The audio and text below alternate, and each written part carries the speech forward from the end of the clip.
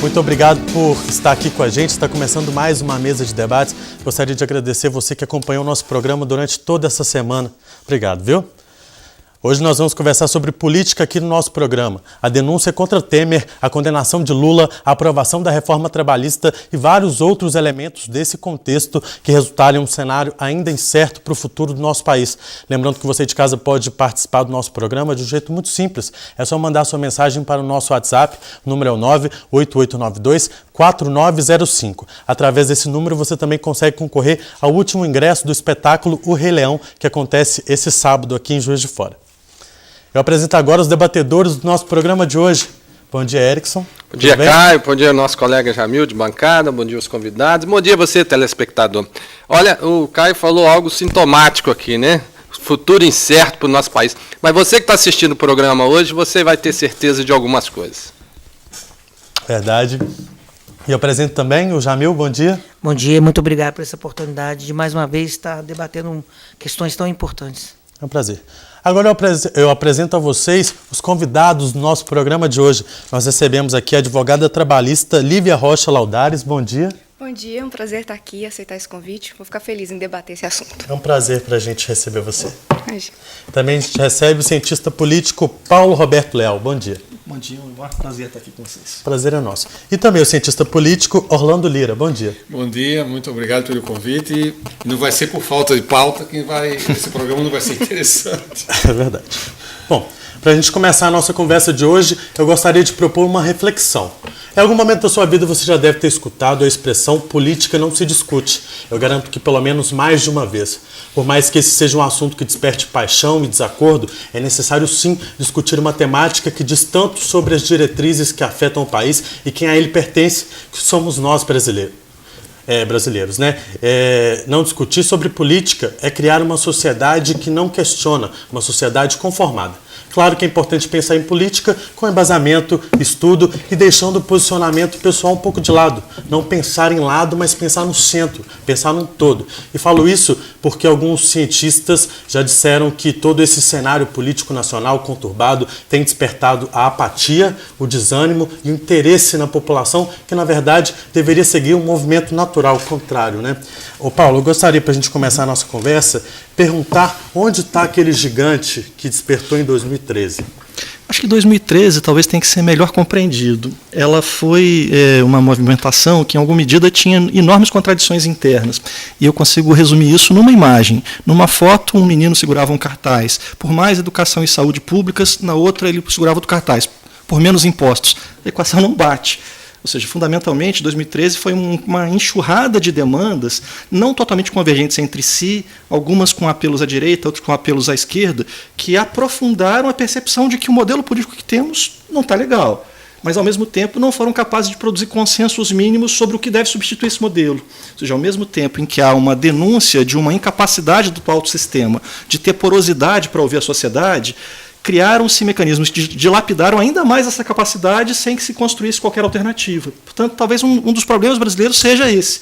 Há uma percepção generalizada de que o sistema tem enormes problemas, dificuldades, mas não se produziu minimamente um consenso ou algumas iniciativas que levem à saída disso. Ao contrário de outros lugares em que grandes manifestações de massa produziram, pelo menos, o surgimento de forças políticas novas. Houve grandes manifestações da Espanha, das quais surgiu um grande partido político. Houve grandes manifestações em outros lugares que geraram um rearranjo de forças. No caso brasileiro, houve uma dilapidação da percepção de que a política atende à sociedade, sem que a gente tenha avançado no sentido de resolver, de fato, as causas desse problema. Portanto, acho que não dá para entender nada que aconteceu em 14, em 15, em 16, sem a gente fazer uma releitura adequada de 13. Uhum. Eu entendo que, na realidade, por mais artificial que alguns falem que tenha sido esse movimento, né, que o Caio se referiu, ele foi um movimento de insatisfação da classe média. Né? Não só, né? Acho que você tem assim, variedade de classes presentes também. Né? Sim, e o que trouxe, de certa forma, mais condensamento de uma proposta. Né? E eu achei muito na linha de um desabafo. Né? A população estava sem um canal para se revelar insatisfeita, como de fato se mostrou insatisfeita. E agora, os sindicatos mostrando uma tentativa de tentar articular né, essas mesmas camadas sociais, esses mesmos níveis de insatisfação, não obteve êxito. Você falou muito bem de 13, 14, 15, mas o que deu de errado agora, recente, né, e de repente Orlando também tem alguma coisa a falar, que os sindicatos tentaram mobilizar a população e essa população não foi para a rua, sendo que os indícios de denúncias e crimes de corrupção ainda acontecem, talvez com demonstrações de gravações, ações da Polícia Federal, enfim, mas a população não se mostrou receptiva a isso e não foi para as ruas. Eu aproveitaria o dia de hoje, 14 de julho, que é o dia da queda da Bastilha, para pegar um gancho aqui e tentar responder, enfim, dar a minha visão sobre a questão. Tem um historiador francês que diz o seguinte: as revoluções só são feitas em sociedades abastadas.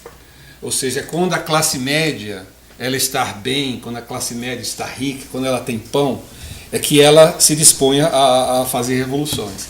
E isso tem uma relação muito interessante com os eventos de 2013, que são tidos como paradigmáticos, é que a demanda começou por 20 centavos,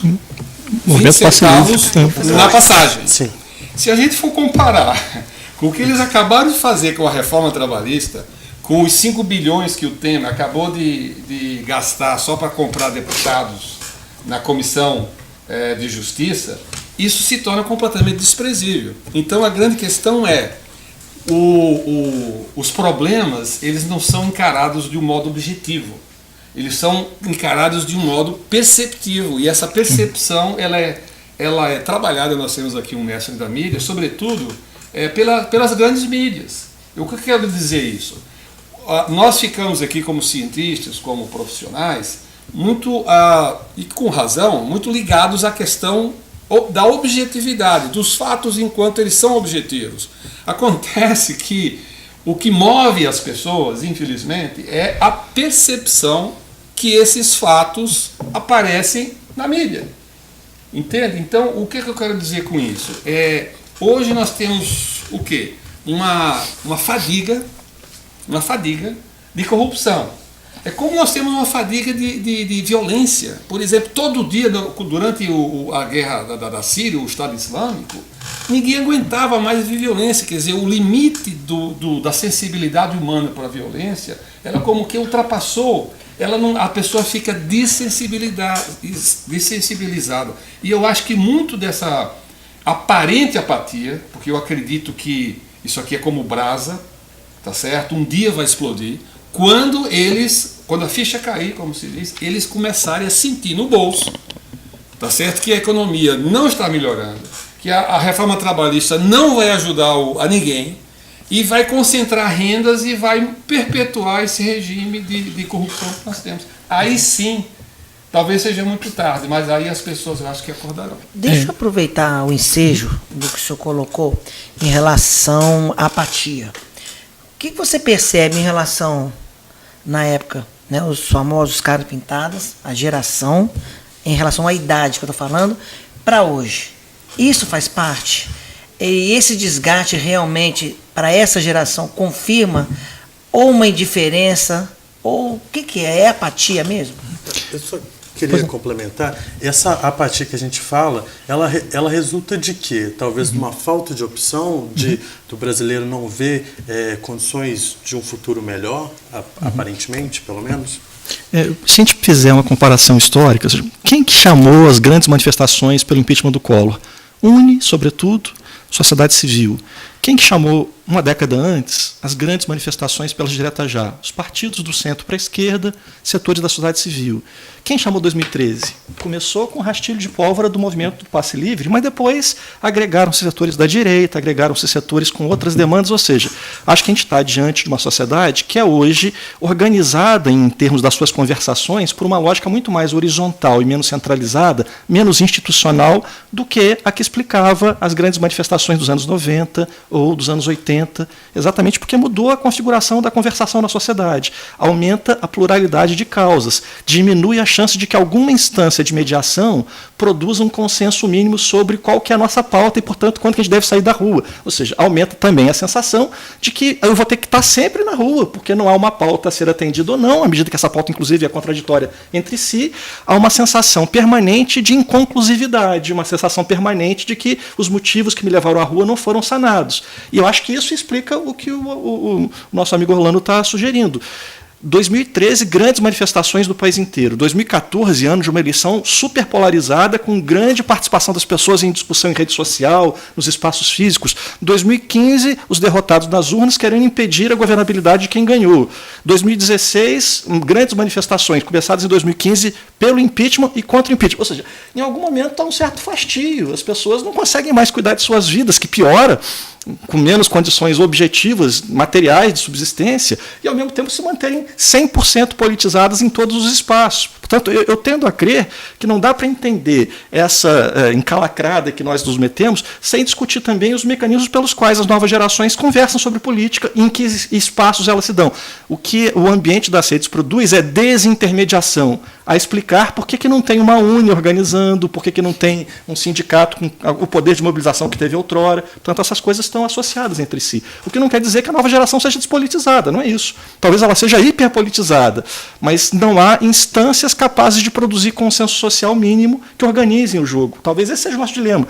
100% das pessoas perguntadas hoje, sem exagero, mas muito perto disso, diriam: o sistema político brasileiro precisa de reformas. Quais? Aí não há consenso algum. Eu lembro de uns anos atrás uma pesquisa do Ibope sobre o racismo, tinha 2 perguntas. A primeira é: há racismo no Brasil? 80% das pessoas diziam sim. Você é racista? 80% das pessoas diziam não, não sou. O número não bate. Algo parecido acontece hoje. Há problemas estruturais no sistema político? Qual é a saída para isso? E aí não há alguma força que produza um consenso mínimo. Que é o que está acontecendo no Congresso hoje. Né? Hoje você está num impasse. Ou seja, o governo Temer não tem votos para impedir, concretamente, não consegue colocar o mínimo de votos para abrir a sessão. Mas a oposição também não tem os 342 para tirar. Você tem uma pulverização na sociedade que leva hoje a uma incapacidade de algum ator organizar e agendar, o que talvez ajude a entender alguns dos dilemas que a gente está vivendo. Mas, Paulo, a última greve geral convocada, né, há indícios de que algumas centrais sindicais negociaram com o governo Sim. e voltaram atrás em relação à greve. No caso da força sindical. E o que nós temos nesse cenário, né, e que vem a trazer aqui na discussão, até que o Orlando falou, é da necessidade, sim, de uma reforma trabalhista. Talvez nos moldes que aconteceu, ela não devesse acontecer, mas que o nosso sindicalismo, da forma que está, talvez devesse sofrer algumas modernizações, porque o modelo se encontra com indícios de falha, com indícios de envelhecimento. Né? Então eu vejo por aí, e aí a doutora talvez daqui a pouco possa ajudar a gente, nesse sentido de que a reforma trabalhista foi válida, é válida e será válida na sua implantação quando, né, daqui a 120 dias. Eu acho que é uma discussão que tem que ser feita. Talvez um dos grandes problemas não foi feita, né? Foi uma reforma tocada. E ela vai ser feita aqui no nosso programa daqui a pouco, depois do primeiro intervalo de hoje. Não sai daí não.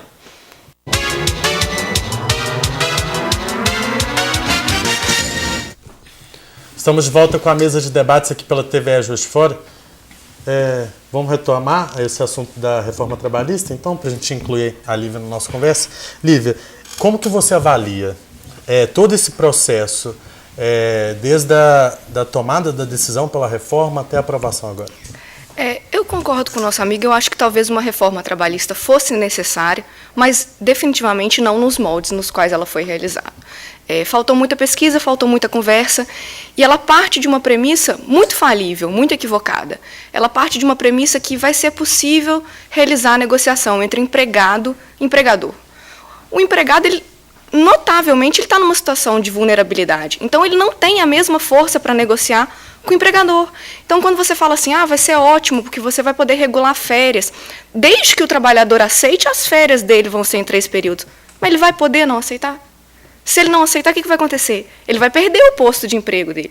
Então, não tem jeito. Você vai falar, não, mas aqui você vai conseguir negociar. Não vai. E é uma flexibilização que vai acarretar numa perda de direito. Não tem jeito. A partir do momento que você fala assim, o convencionado vai se sobrepor ao legislado. Isso vai de encontro tudo que a OIT vem falando. A OIT vem falando, olha, é preciso respeitar a lei, porque é assim que funciona. Esse convencionado sobre o legislado, ele desrespeita o mínimo civilizatório. Então, assim, a nossa reforma vai ser problemática para o polo mais vulnerável, que é o polo do trabalhador. Mas aí vai ser bom para os advogados? Olha, te digo que talvez seja mais trabalhoso. A reforma ela tem um ponto processual também, que ela muda vários aspectos processuais. Por exemplo, um ponto que as empresas criticavam é que eles falavam que o acesso do trabalhador à justiça do trabalho era muito facilitado. Então, que isso gerava um número muito grande de demandas. Então, o que eles fizeram? Eles estão tentando restringir esse acesso. Até então, você entrava no Justiça do Trabalho com uma declaração de hipossuficiência, alegando que o trabalhador não tinha condições de arcar com aquele processo, e aquela declaração era suficiente. Com essa nova reforma, não. Com essa nova reforma, você vai ter que comprovar essa hipossuficiência e vai até R$1.600, alguma coisa nesse sentido, o patamar de salário que o trabalhador vai ter direito para declarar essa hipossuficiência. Então, você já está afunilando. E com essa história da homologação não ser feita mais obrigatoriamente em sindicato, quando o trabalhador tem mais de um ano, também pode ser problemático. Pode gerar mais demanda para a gente, mas vai dar mais trabalho. E para o trabalhador, que é quem o advogado defende, ou no caso dos advogados empresariais, vai gerar um transtorno muito grande para se readequar a essas novas normas. A minha pergunta é meio capciosa, porque a gente envolve a questão da judicialização do setor de trabalho, né? Ao falar em reforma de trabalho, a gente já logo leva para a judicialização, né? Então, eu fiz essa mesma pergunta para um advogado Zé Lúcio e para um sindicalista, Rosane, né? Que estava aqui, que é do Sindicato dos Trabalhadores na Prefeitura, e o Jamil estava presente, quer dizer, há de se pensar que a reforma ela ainda tem muito que se discutir, conforme você falou, né? Tem, até porque quando você fala em sindicato, você fala, olha, ele vai ter uma rescisão aqui no sindicato. Se existe o sindicato para prestar esse apoio, às vezes os problemas, eles não chegam até o judiciário. Às vezes o sindicato ele consegue negociar e falar, ó, essa verba está faltando, isso aqui está errado, vai lá, conserta, que eu vou homologar. Talvez isso não aconteça e talvez sobre para o judiciário, mas a gente tem que pensar que talvez eles não tenham nem esse esclarecimento. Então, eles não consigam chegar a obter o direito que é garantido, porque ele não vai ter. O nosso trabalhador, a gente tem que lidar com todos os tipos de trabalhador. E o massivo falta um pouquinho de esclarecimento, falta um pouco de instrução.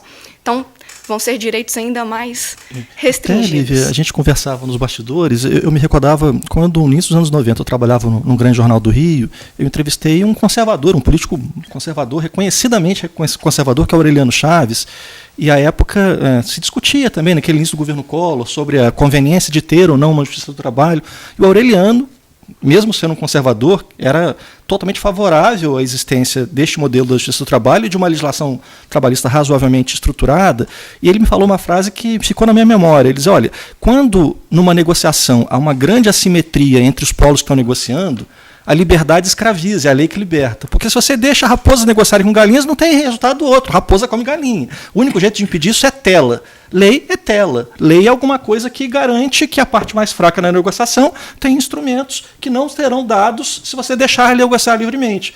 E na reforma, você falava dos problemas do movimento sindical, e eu acho que é indiscutível.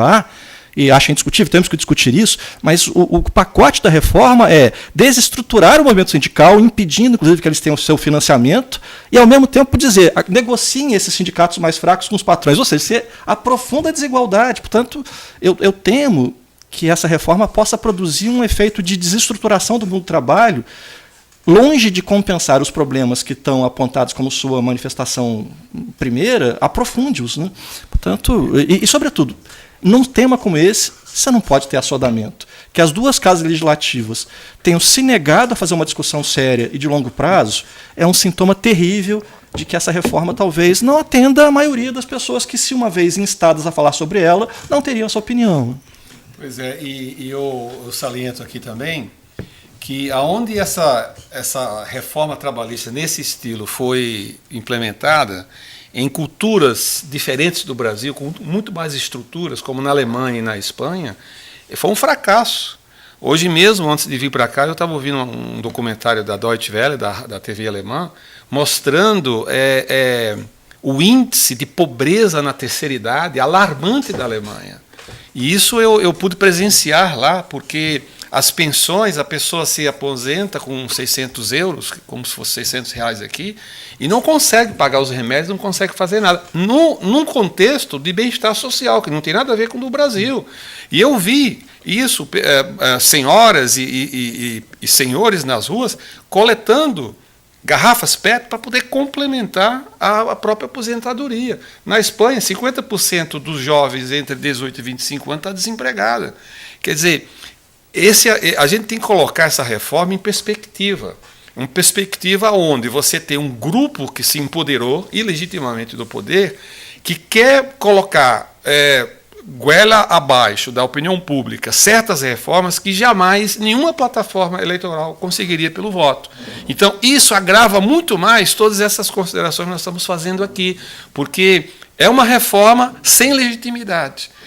E outra coisa, a reforma da Previdência. Eles inverteram a pirâmide. Tiraram. Por que não? Em que sentido? Quer dizer, são os mais pobres, os mais desvalidos que vão pagar mais, porque os juízes, os militares, os políticos, que ganham absurdos, eles não entram, não são contemplados pela reforma da Previdência. Quer dizer, ademais da ilegitimidade, você tem uma verdadeira iniquidade. Ô, gente, essa salada está muito recheada, né? É Previdência, é reforma trabalhista, é Lula, é Temer, é Aécio, é Fachin, é Supremo Tribunal Federal. Por enquanto. Até amanhã a gente não sabe. Olha, eu tô aqui, hein, Jamil? Eu tô aqui com aquele empresário, falou o seguinte há pouco tempo, que correu nas mídias sociais aí, né? Não assista televisão, não veja jornal, viva e vai trabalhar. É um setor econômico que está desenvolvendo. Enquanto tem, né? Vai trabalhar enquanto tem.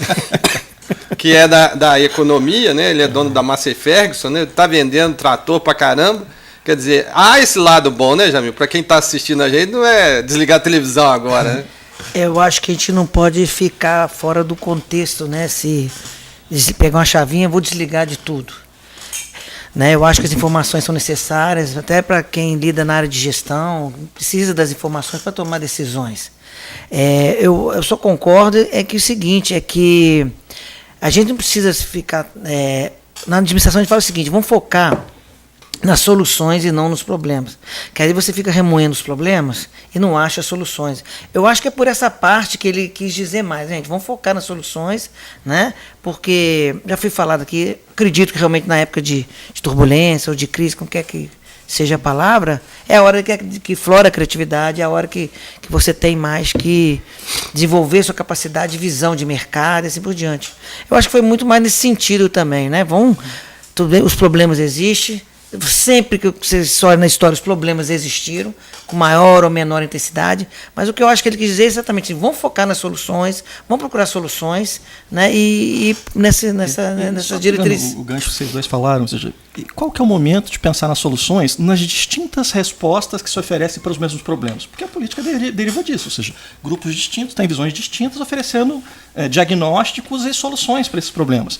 O que me parece mais dramático disso tudo, e dessa confusão toda que o Erickson lembra, é que o projeto que está sendo implementado não enfrentou o desafio das urnas, né, Orlando? Como você lembra. Esse é o problema.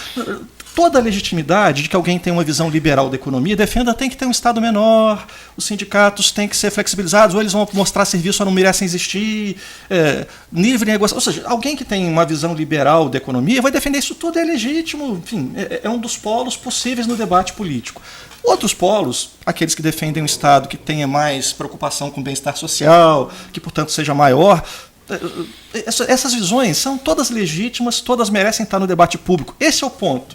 Em um ano, uma agenda que não enfrentou as urnas, que não ganhou as eleições, está sendo imposta à sociedade na correria, sem discussão. Esse é o drama, ou seja, que os liberais brasileiros se organizem em 2018, apresentem um candidato que vai dizer exatamente isso, vou fazer uma reforma da Previdência, que vai aumentar a idade mínima para a aposentadoria, vou descontar... Ou seja, se alguém apresentar essa proposta e ganhar, é do jogo. Quem não concorda com ela vai para a oposição, faz um enfrentamento legítimo. O dramático é a gente ver uma agenda que foi derrotada nas urnas ser implementada sem um único voto a sustentá-la, a revelia da posição majoritária da sociedade e sem discussão. Então, eu acho que isso ajuda a trazer o drama que a gente está vivendo nesse momento. Tem uma pimentazinha ainda aí. Com metade do parlamento sendo indiciada por corrupção. Então, mas a gente teve uma eleição municipal, né? Tivemos... Daqui a pouquinho, rapidinho, senão o pessoal ali briga comigo. A gente vai para mais um rápido intervalo do nosso programa de hoje e a gente já volta aqui com a mesa de debates.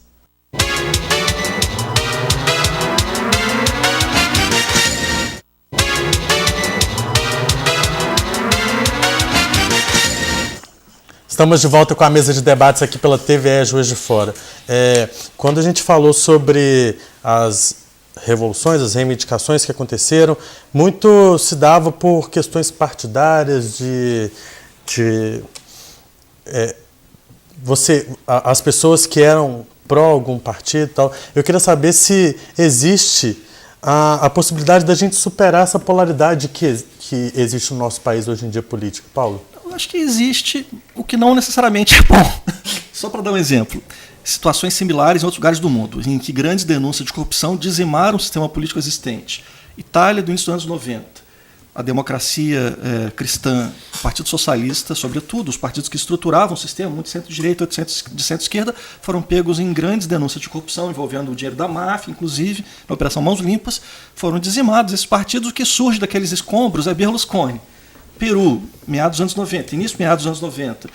Há uma grande denúncia que destrói a APRA, que era o grande partido da centro-esquerda peruana, no governo Alan Garcia, uma grande crise econômica. O que vem depois é Fujimori. Ou seja, há um grande risco, se a gente olhar para outros lugares do mundo, que desses escombros da descrença no sistema partidário existente possa surgir não algo necessariamente a superar positivamente, mas o velho e bom populismo. A velha e boa narrativa de que eu não sou político, portanto mereço seu voto, que aconteceu inclusive nas eleições de 2016. Portanto, eu gostaria de ter uma visão otimista. Não, essa crise é purificadora. Não necessariamente, depende do que a gente fizer com ela. Em outros lugares do mundo, o que foi feito com ela foram governos proto-fascistas, altamente autoritários, mais corruptos do que o sistema anterior, se a gente não tiver o cuidado de perceber que discursos messiânicos dizendo que as pessoas não são políticas disputando eleições são falsos de saída.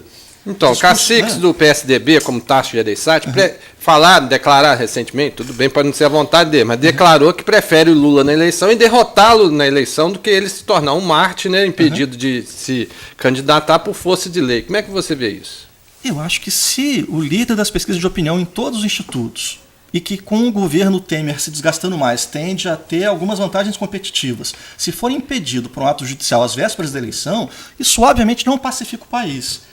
E aí, independentemente do que as pessoas gostem ou não gostem do Lula, ou seja, há uma discussão inevitável. O Lula tem legitimidade como uma liderança política relevante.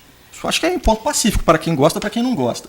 Tirar este nome, que desde 89 é um nome que tem estruturado as eleições presidenciais brasileiras, em 89, 94, 98, ganhou pelo menos 1/3 do eleitorado, foi ao segundo turno em 89, ficou em segundo lugar em 94, 98, ganhou as eleições de 2002, 2006, elegeu a sucessora por conta do seu prestígio em 2006, 2010. Portanto, isso é uma constante em eleições presidenciais brasileiras de 89 a 2014, é uma participação do Lula, é um nome relevante do jogo. Se ele for extraído da disputa por uma decisão judicial às vésperas do pleito, eu creio que isso joga o país ainda mais para a radicalização. Portanto, se os conservadores brasileiros tiverem bom senso, eles deveriam desejar derrotar Lula nas urnas, o que é uma possibilidade bastante possível. Mas aí entra a doutora Lívia, né? Mas aí não é tão factível, porque ele só perdeu direitos políticos porque ele tem uma condenação. E não foi porque era ele. Qualquer pessoa condenada criminalmente vai perder os direitos políticos. Então, o problema foi a época que essa sentença foi dada, como foi dada e baseado no quê? Qual a real intenção da sentença? Porque qualquer outra pessoa condenada também perderia os direitos políticos. E toda essa rotina dos momentos em que essas decisões-chave são tomadas levam a uma suspeita legítima da sociedade de que não seja apenas um processo jurídico.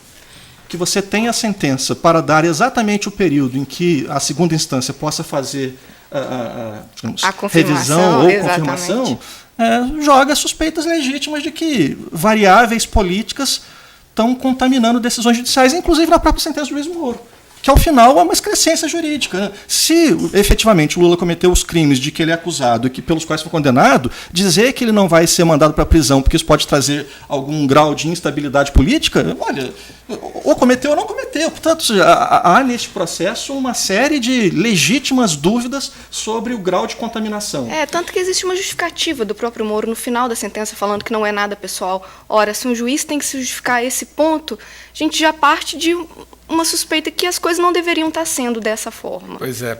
E eu aproveito o gancho para dizer o seguinte, que nós estamos aqui preocupados com a política, com a corrupção, tudo isso, e com muito sentido. Mas o meu medo maior é o que eu chamo de anomia institucional.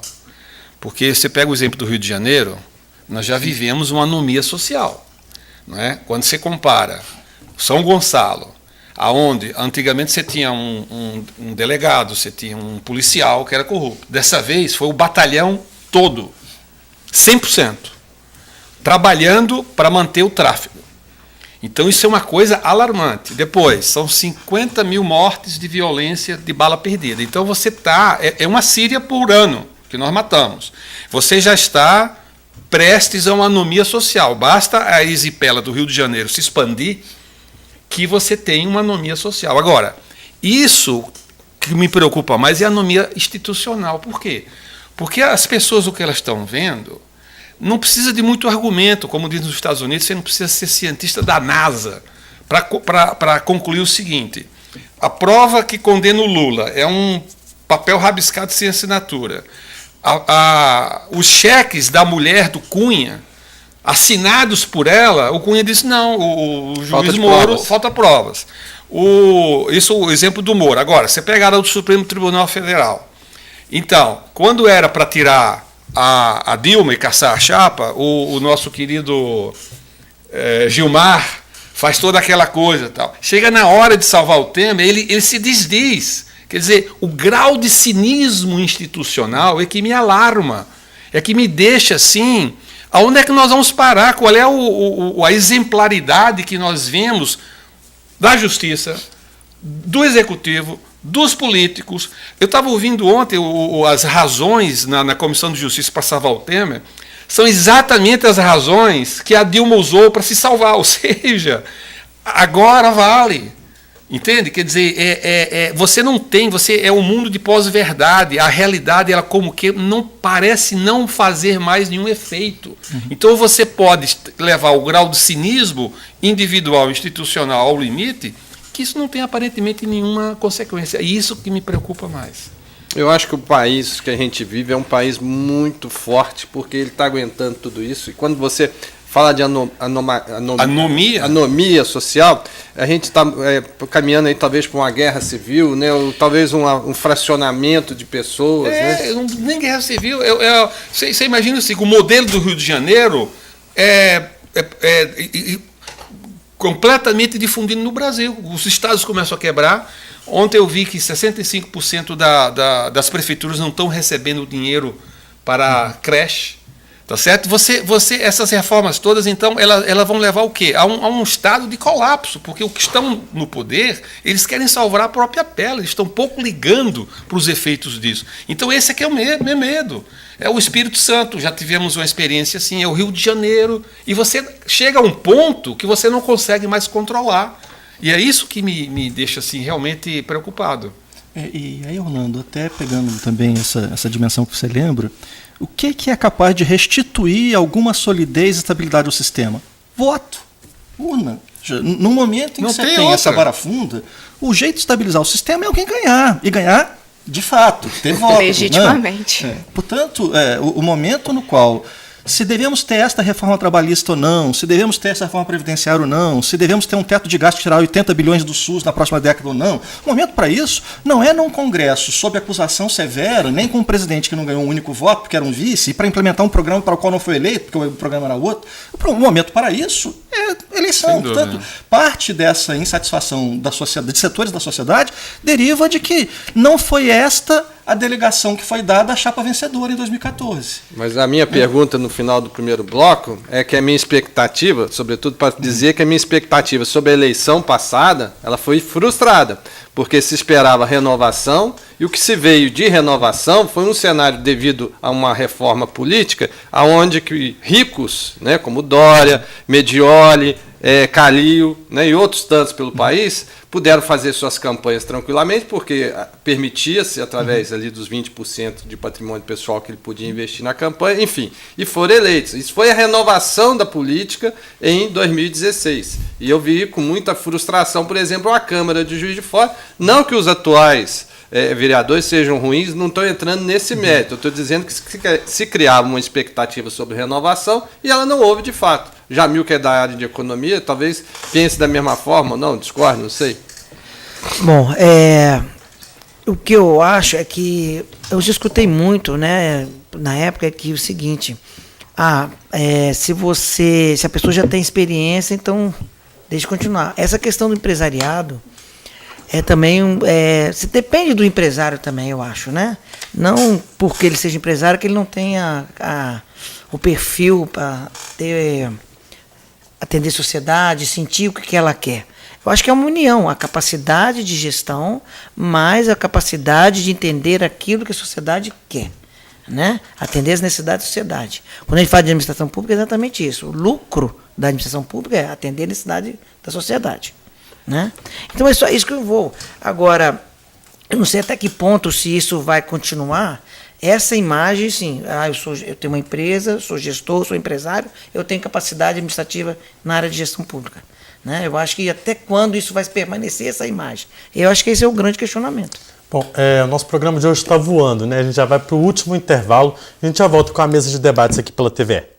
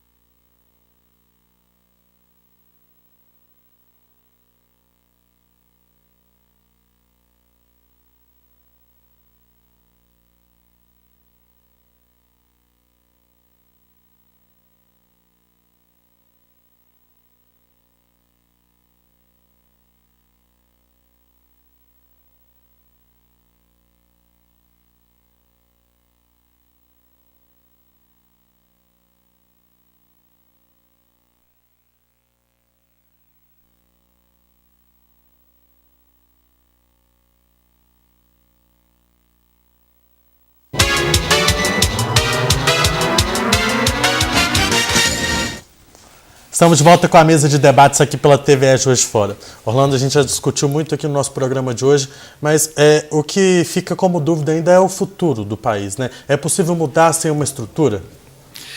O nosso futuro, por enquanto, a minha capacidade preditora é meia hora.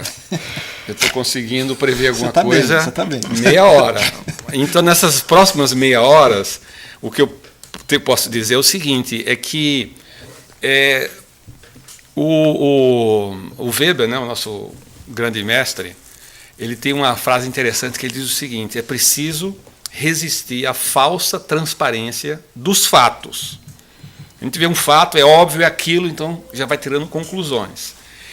E o que eu acho é o seguinte: nós nesse conjunto, né, nessa cesta de problemas que nós temos aqui, nós estamos vendo a corrupção, a questão das reformas, a questão da legitimidade, enfim, não é, a questão da violência, assim por diante.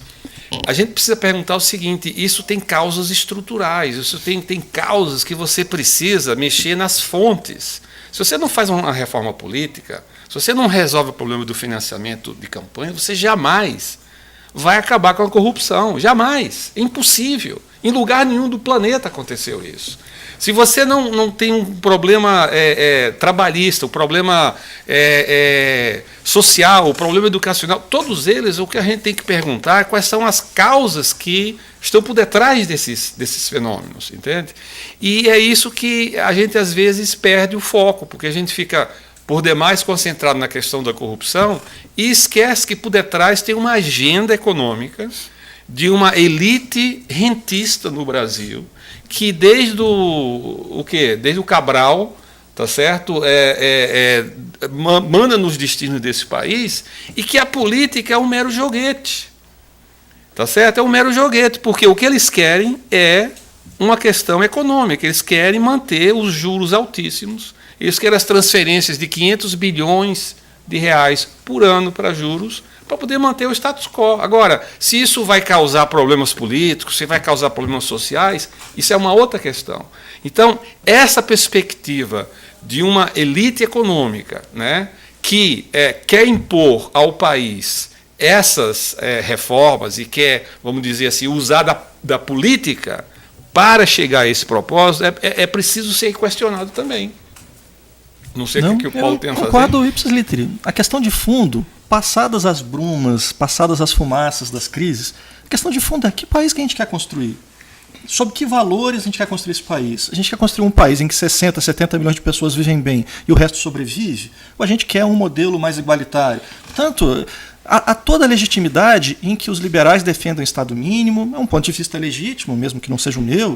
Há toda a legitimidade que os social-democratas desejem a construção de Estado de bem-estar social. O problema é que não dá para fazer uma coisa ou outra sem o aval da sociedade. O que a sociedade brasileira quer é algo fundamental entender, é algo fundamental respeitar, é algo fundamental encontrar, a partir desse diagnóstico, soluções.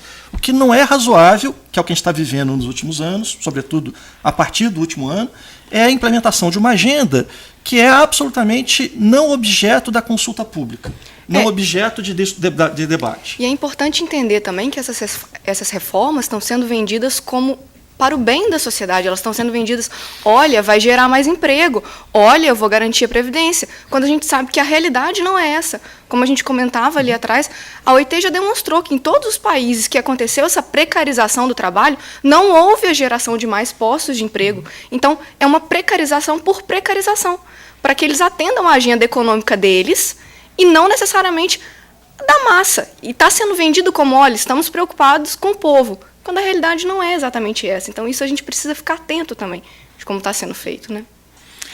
E eu tenho uma observação aqui que talvez possa irritar alguns, mas pior do que as elites corrompidas, eu acho que é a classe média corrompida nesse país.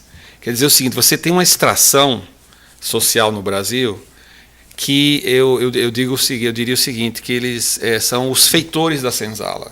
Vocês têm os donos da senzala, que são os grandes conglomerados, e você tem o feitor que vai colocar na prática, vai impor aquilo, vai legitimar aquilo. Então, a gente aqui está falando muito da elite política, da elite econômica, mas a gente precisa fazer uma reflexão o quanto essa classe média que se beneficiou dos governos petistas do Lula, tá certo? Que viajavam, que agora não tem nem passaporte para viajar mais, tá certo? Que compravam as coisas, essa classe média, essa fração social, ela é responsável por isso que está acontecendo, tá certo? Porque é muito fácil de dizer que o outro é corrupto. Você vai ver quais são os hábitos de corrupção que essa classe média tem no dia a dia, eles são tão perversos quanto os políticos que estão lá em cima. Então, a gente é muito fácil de você acusar, não é? Se diz o pimenta no olho do outro, não arde. Mas qual é o grau de corrupção da nossa sociedade, da classe média, que elege os políticos? Como é que você explica que 300 desses deputados estão todos envolvidos em acusações, etc. Quem é que os elegeu? Então vamos fazer uma autorreflexão também. O que é que nós precisamos de mudar? Porque senão, Paulo, eu concordo com você. As urnas é a única fonte de legitimação, mas o Bolsonaro ele está vencendo aí agora na frente no Mato Grosso. Quer dizer, qual é a reflexão crítica que a gente tem que fazer para impedir que a emenda seja pior do que o soneto? Mas Paulo, dentro disso que o Orlando falou, as instituições elas estão enfraquecidas? A que ponto você Sem dúvida. Se você tem metade do Congresso atolado em denúncia de corrupção, se você tem um presidente que não ganhou as eleições e implementa uma agenda não aprovada pelas urnas, implementando essa agenda, inclusive precisando trocar deputados para permanecer no poder, se você tem parcelas do Poder Judiciário, inclusive na mais alta Corte de Justiça do país, que mudam de opinião em função das suas preferências políticas, se você tem relações de promiscuidade óbvias demonstradas de todas as lideranças de todos os partidos principais com o poder econômico, é óbvio que as instituições não estão funcionando como deveriam. E é óbvio, portanto, que você tem que fazer reformas nas instituições democráticas para que elas de fato sejam democráticas. O que implica, portanto, uma necessidade de prudência. O velho e bom Paulinho da Viola tem uma frase que faça como o velho marinheiro, diante do nevoeiro, leve o barco devagar. Acho que, no mínimo, o que setores das elites econômicas, políticas brasileiras precisam fazer é levar o barco devagar. Vamos conversar mais, vamos debater, vamos discutir. Se a sociedade quiser Bolsonaro, o que eu acho deplorável, que seja. O problema é a gente construir mecanismos nos quais o que o Bolsonaro representa não possa ter vocalização. Que bom que haja um Bolsonaro. Os protofascistas encontram alguém em quem votar. Espero que não sejam majoritários na sociedade.